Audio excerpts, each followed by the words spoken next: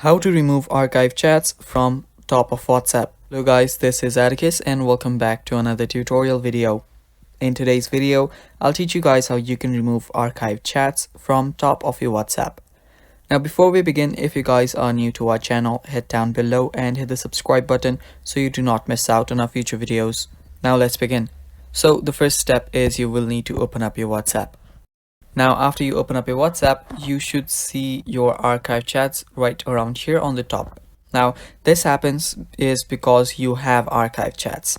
If you do not have any archive chats, or if you do not have any chats that you have archived, you will not get the archived on the top of your WhatsApp. So all you need to do is remove everything from your archive. Head over to archive, and after you're on your archive, simply tap on edit. You can select every chat here, and after you select each and every chats, all you need to do is tap on unarchive on the bottom left corner. After you do that, you will notice that on the top there is no more option called archive chats. And yeah, that is how you can remove archive chats from top of your WhatsApp. Thanks for watching guys. That is all for the video. Stay tuned for more, and bye bye.